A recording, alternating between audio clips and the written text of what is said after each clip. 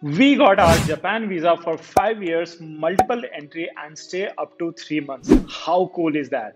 We will tell you all about how we got our Japan visa and how you can get it too. Hi, guys, welcome back to our channel Rolling Feet Tales. Let's get started. First thing first, let's talk about what documents are needed.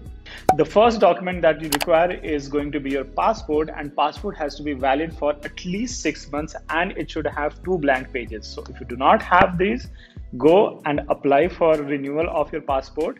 And in case if you have old passport, you need to attach that as well. Also, you would need photocopy of the front and back of the passport. Next, you are going to require two passport size photograph on a white background, dimension of which is going to be 2 inches by 2 inches. Third, duly filled visa application form, and this form you can download it from the VFS site, and I have given the link in description box as well. Download it, fill it, and then you keep a copy of this. Next is cover letter, the most important document of all. In the cover letter, what you're going to mention is all about your travel itinerary, the detailed one day wise. Be as detailed as possible because this is the letter that is going to be read by the embassy guys and they are going to make a decision on it. If you need the cover letter format that we use to get our Japan visa, then check out the description because I have given a link to it in the description box. Next set of document is going to be your return flight ticket, and this you can book a dummy ticket as well. But let's say if you're any which way planning to go to Japan, then I would recommend that you get a refundable flight ticket. This next one is going to be your hotel accommodation, which is going to be either your like booking.com or Airbnb. Make sure that it is also refundable just in case, let's say if you do not get a visa, which is very less likely. So the next set of documents are going to be financial document, which will include your last 6 months bank statement. Try to give those bank statement that has a salary credit in it. The second one is going to be your last 3 years ITR return acknowledgement. You can download this from your income tax portal by logging in. These are the mandatory documents, but you can also attach some additional documents which are optional in nature, but it will definitely improve your application status. So the first one, if you're working, then do include your employment come leave certificate, and in general we call it NOC certificate that you can get from your HR. Second one is Form 16. In some cases, they might ask for this because in my case, they did not. But in my wife's case, KB's case, they called and they asked for Form 16. So it's better to, if you have Form 16, attach it any which way.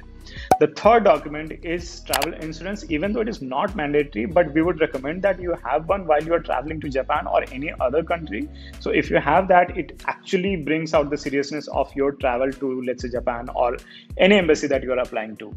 Once you have all these documents ready, go to VFS site, the link of which I have already given in the description box. Go there, create an account, and then pick your slot for appointment. Now, VFS is an agency that acts as a mediator between us and Japan Embassy in this case. They collect all the documents and send it to Japan Embassy to process it. And once it is processed, they also get the passport back, which is available for us to collect. On the day of appointment, take all your documents and visit the VFS center where you have booked your appointment.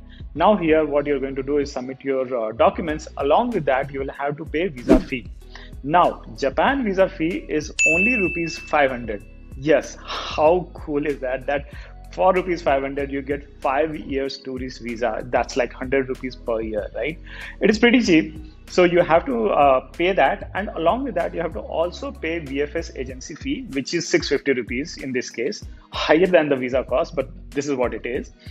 Important tip here is that you need to carry cash because at VFS centers, they might not accept UPI or credit card or any other card as well, right?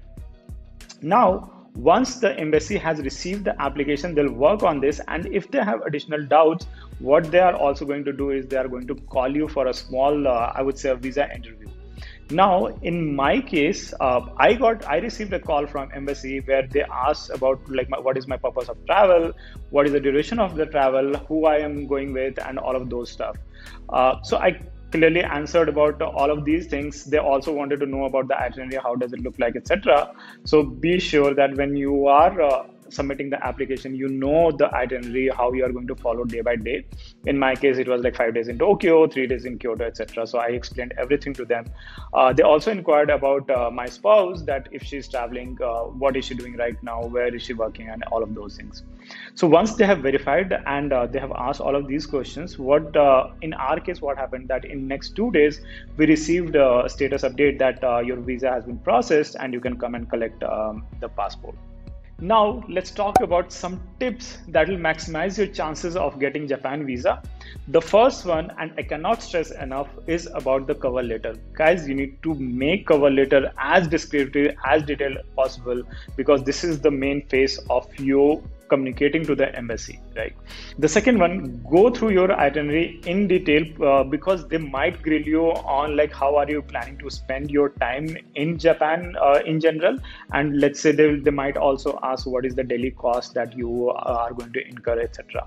So have that in mind and do not just sound like clueless person, because then in that case they might have some suspicion and they might deny your visa. So have the clear itinerary in your mind ready when they call you to verify.